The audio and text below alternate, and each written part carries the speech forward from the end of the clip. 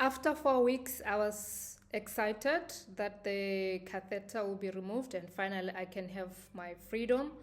Unfortunately, that was not the case. Towards the end of the 4 week period, I was instructed to remove the catheter at home to cut it.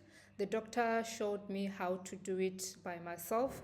So when the 4 weeks elapsed, I cut the catheter, and then the next instructions to follow was to observe how I will pee after the catheter has been removed at home.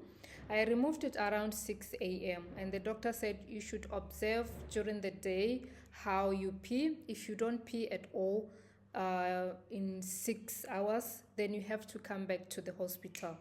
And throughout the day, I felt the need or the urge to pee, but I still could not pee on my own. And after 6 hours, I went back to the hospital. When I went back to the hospital, they explained that my bladder is still sleeping and it hasn't regained its functionality yet.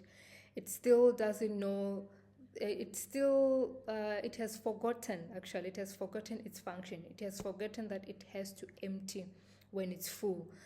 The next thing was they didn't want to put another catheter, so they taught me self-catheterization, or IAC. I prefer to call it IAC, it's more easier for me. It's called IAC.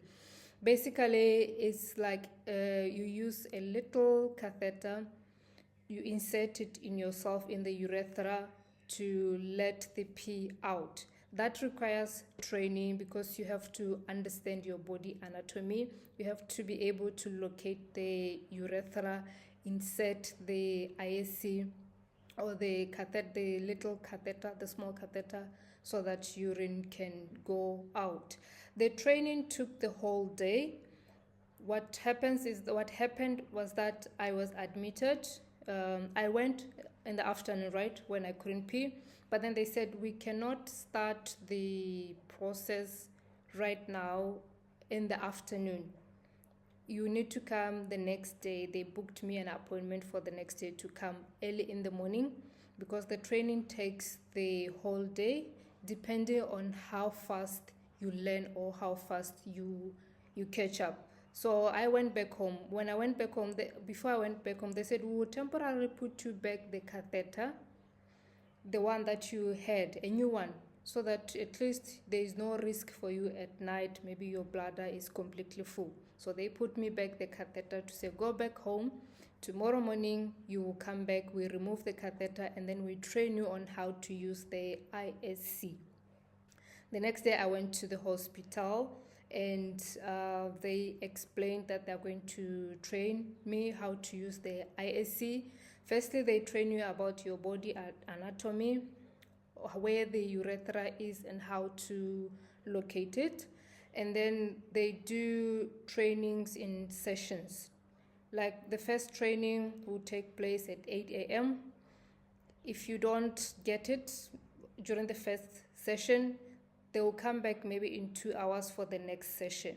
In my case, the first session was really hard. Firstly, I think it was a psychological thing. It was difficult to understand why my body is not functioning naturally. And it was frustrating that I have to use a catheter. Although it was small, I have to use something, I have to insert something in myself in order to pee. So it was really frustrating. The first session was bad, and the nurse was not happy with it. She said, until she's confident, until she's satisfied that I am confident enough to do it by myself at home, then I will be discharged. So during the training, you need a mirror. You have to put a mirror so that you can locate the urethra, and then you clean.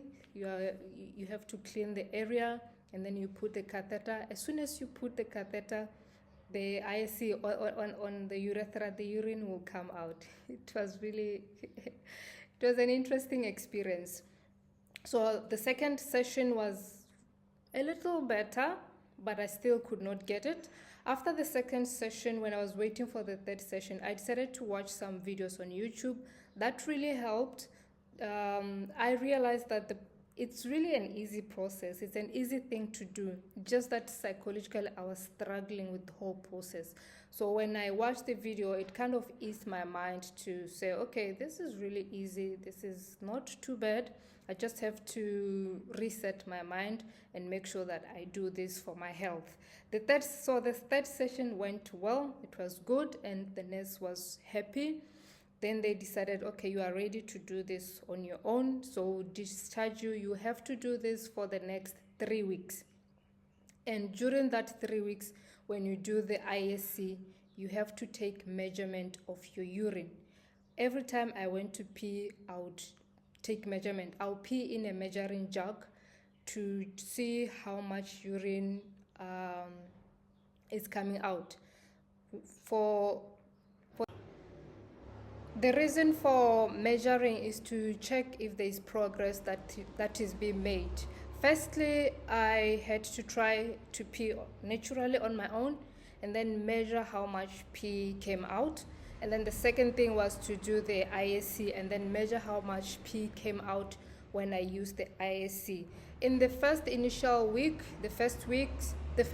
actually, there was more pee when I do the ISC than the natural. Like for example, I would get like 150 ml from the ISC and then naturally maybe 10 ml. That was not good because eventually the natural pee should be more than the ISC. That means that your bladder now is functioning naturally. So the first week, the ISC was more than the natural pee. Second week, there was a gradual change. Natural pee started to pick up. Sometimes there would be the same